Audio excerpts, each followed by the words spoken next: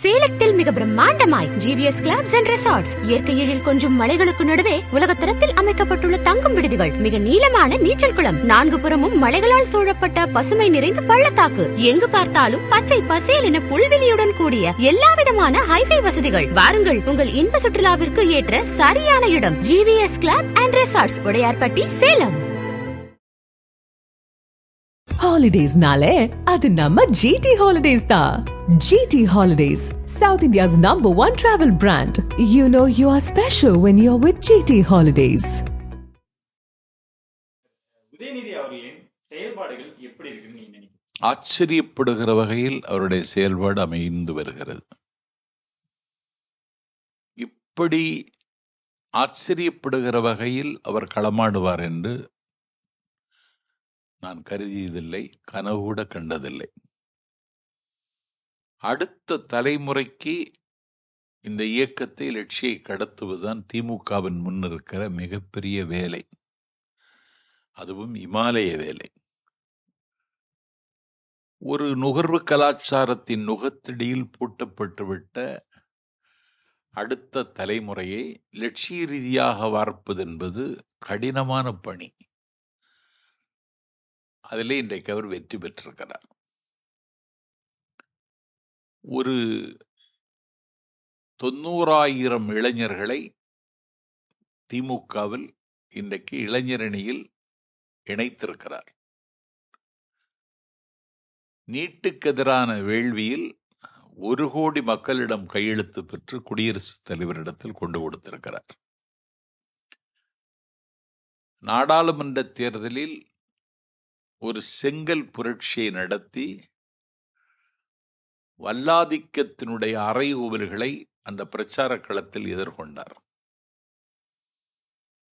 அண்ணன் ஸ்டாலின் கொஞ்சம் நலிவுற்றிருக்கிற நிலையில் சட்டமன்ற தேர்தலும் பிரச்சார யுத்தத்திற்கு தலைமை தாங்கினார்.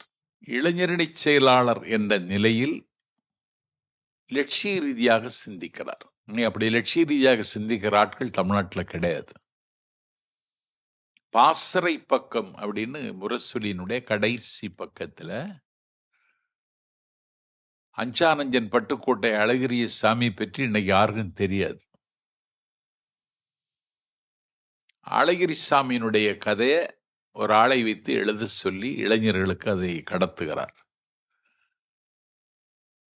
ஒரு இயக்கம் உணர்ச்சியோடும் உயிர் துடிப்போடு இருக்க வேண்டுமானா அந்த கட்சிக்கு ஜீவநாடியாக இருப்பது சொற்பொழிவாளர்கள். சொற்பொழிவாளர்கள் எல்லாம் கொஞ்சம் களைத்தும் காலாவதியும் ஆகி போயிருக்கிற நிலையில புதிய தலைமுறை சொற்பொழிவாளர்களை உருவாக்க வேண்டும் என்று ஒரு போட்டி அறிவித்து, எனக்கு பெரிய ஆச்சரியம், 70,000 பேர் நாம் முந்தி நீ முந்தின்னு பேரு தர்றான். மாவட்ட தலைநகரில் பேச்சு போட்டி நடத்தி, மண்டல அளவில் பேச்சு போட்டி நடத்தி, அந்த 70,000 பேரை 903 பேரை தேர்வு செய்து, அந்த 903 பேருக்கு என்னை போன்றவர்கள் வகுப்பெடுத்து 8 மண்டலங்களில், அதற்கு பிறகு இறுதிப் போட்டியை சென்னையில் நடத்தி, அதில் 3 பேரை முதல் பரிசு, 2ஆம் பரிசு, 3ஆம் பரிசுன்னு எடுத்து நாடு தழுவிய தேர்ந்தெடுக்கப்பட்ட சொற்பொழிவாளர் 182 பேரை தேர்வு செய்து இன்னைக்கு அவங்க திமுகவின் தலைமை கழக பொறிவாளர் ஆயிட்டாங்க. அவங்களுக்கு வயசு 18, 19, 20 இப்படிதான். இதெல்லாம் தம்பி இளைஞரணி அண்ணன் ஸ்டாலின் கூட வியக்கிற அளவுக்கு இன்னைக்கு பணியாற்றி தமிழ்நாட்டில் ஒரு பெரிய அவருடைய செயல்பாடு மிகுந்த மனநிறைவை தருகிறது. ஒரு விளையாட்டு தலைநகரமாக தமிழ்நாட்டை அவர் மாற்றி கொண்டு வருகிறார். ஒரு இளைஞர் நலன் விளையாட்டுத்துறைன்னா ஏதோ ஒரு பொழுதுபோக்கு மாதிரி அந்த துறைக்கு யாரும் முக்கியத்துவம் கொடுக்கல. அந்த துறை இன்றைக்கு முத்திரை பதிக்கிற துறையாக அமைந்திருக்கிறது. இந்த லோக்கோ விளையாட்டு போட்டியை தொடங்கி வைக்க இந்தியாவினுடைய பிரதமர் வர வேண்டும் என்று அவரை நேரடியில் சந்தித்து அழைத்து அந்த போட்டியை கூட நடத்தி வெற்றிகரமாக நடத்தி தமிழ்நாடு தொழில்துறையில், மருத்துவத்துறையில், கல்வியில் முதலிடத்தில் இருக்கிற தமிழ்நாடு விளையாட்டும் முதலிடத்தில் இருக்கு. அது தம்பி உதயநிதியினுடைய செயல்பாடுகள் தான் காரணம். அவர் இப்போ துணை முதல்வராக இருக்காருங்க சார். ஆனால் எதிர்க்கட்சிகள் எல்லாம் இந்த வாரிசு அப்படின்ற ஒரு விஷயம், அதனால தான் அவர் எளிதாக வந்துட்டார் அப்படின்ற விமர்சனத்தை வைக்கிறாங்க. அதை நீங்கள் எப்படி பார்க்க? இல்லை, விமர்சனங்களை வரவேற்கிறேன் நான். Right to differ, right to criticise. விமர்சனங்கள் வரவேற்கப்பட வேண்டும். இப்படி சொல்லுகிறவர்கள் வாரிசு அரசியலை சங்கமிக்காதவர்களா? ஜெயக்குமார் அவருடைய மகன் ஜெயவர்தன் எம்பியாக இருந்தவர், இப்பொழுது எம்பியாக நின்றவர் களத்தில். அண்ணன் ஓபிஎஸ்னுடைய மகன் ரவீந்திரநாத் அதிமுக ஒரே ஒரு தேர்ந்தெடுக்கப்பட்ட எம்பி அவர் தான். எல்லாரும் இதை சொல்லுவாங்க, ஆனால் அவங்களும் அவங்க வாரிசுல கொண்டு வரதான் முயற்சிப்பாங்க. திமுக இதை வெளிப்படையாக இன்னைக்கு செய்திருக்கு. ஏன்னா ஒரு அடுத்த தலைமுறைக்கு கட்சியை கடத்துவது என்கிற இமாலய பணியில இன்னைக்கு தம்பி உதயநிதியை முன்னிறுத்தி இருக்கோம் நாங்க. அதற்கான தகுதி அவர்கிட்ட இருக்கான்னா இருக்குங்கிறத அவர் நிரூபிச்சிட்டார். அந்த தேர்விலையும் அவர் 100க்கு 100 மார்க் வாங்கிட்டார். வாரிசு அரசியல் தான் கொள்கை வாரிஸ், லட்சிய வாரிஸ். ஆனா பெரியசாமி துணை பொதுச் செயலாளர், அவருடைய மகன் செந்தில் திமுக மாவட்ட செயலாளர். கனிமொழி தலைவர் கலைஞருக்கு மகள், அவர் திமுக நாடாளுமன்ற குழு உறுப்பினருடைய தலைவர். டிஆர் பாலு திமுகவினுடைய பொருளாளர், அவருடைய மகன் டிஆர் அமைச்சர். தம்பி உதயநிதி அமைச்சராவதற்கு முன்னாடி அமைச்சரானவர். ஆகவே குடும்பமும் இயக்கமும் ஒன்றோடொன்று பின்னி கலந்திருக்கிற திமுகவில் இதை வாரிசு அரசியல் என்று சொல்லக்கூடாது. இதை அடுத்த தலைமுறைக்கு கடத்துகிற ஆரோக்கியமான அரசியல். துணை முதல்வராக இருக்காரு.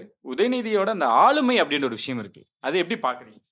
உதயநிதியினுடைய ஆளுமை பிரமிக்க தகுந்த ஆளுமை. ஏன்னா நான் கொள்கை பேசி வளர்ந்தவன், இன்னைக்கு பேசுகிற இடத்துல இருக்கிறவன். நான் ஒரு ஆள் தான் மிச்சம் இருப்பேன் போல இருக்கு. நானே இவ்வளவு துணிச்சலா பேச மாட்டேன். சனாதன ஒழிப்பு மகாநாட்டில் போய் கலந்து கொண்டு அது டெங்கு மாதிரி அதை ஒழிக்கணும் அப்படின்னு சொன்னார். வல்லாதிக்க சக்திகளுக்கு பயங்கரமான ஆத்திரம் தம்பி மேல வந்துச்சு. தலையை எடுத்துருவன வரைக்கும் தாண்டி குதிச்சிட்டாங்க. அவன் கலைஞருக்கு பேரங்கிறத உதயநிதி நிரூபிச்சிட்டார். கலைஞருக்கும் இப்படி ஒரு தான் சவால் விட்டான், தலையை வாருவேன்.